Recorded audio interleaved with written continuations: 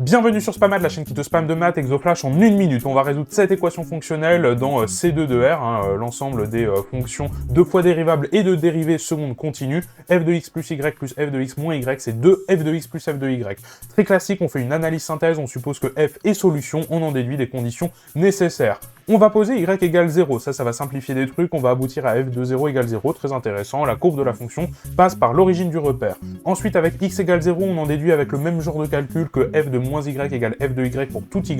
donc la fonction est paire. Ensuite, en posant y égale x, avec le même genre de calcul encore, on tombe sur f de 2x égale 4f de x. Ça, très important, hein, là ça doit faire un déclic dans la tête, on doit se dire, ok, ça ressemble vachement à un truc de la forme d'un carré, hein, un truc qui est linéairement quadratique, puisque le 2 en le sortant, hop, il devient un 4, c'est 2 au carré évidemment, et puis en plus c'est pair, ça passe par 0, bon, ça doit faire tilt, mais on va voir en plus que notre intuition, elle est très correcte justement dans la suite de l'exercice. On n'a pas utilisé encore le fait que la fonction était 2 fois dérivable, donc on dérive une première fois selon y, tu vas voir que c'est important, ce qui fait évidemment, attention au signe, hein, il y a un moins qui sort devant, on obtient ceci, on peut pas en faire grand chose, donc on dérive une deuxième fois, on obtient ceci, donc moins par moins plus, attention, c'est pour ça qu'on a un plus, on va remplacer cette fois-ci y par 0, on tombe facilement sur f seconde de x égale f seconde de 0, et ce pour tout x, donc la fonction f seconde est constante, elle vaut toujours la même constante f seconde de 0, donc si la fonction f seconde est constante, ça voulait dire que f' est une fonction polynomiale de degré 1, une fonction affine, hein, et donc la fonction f de départ est une fonction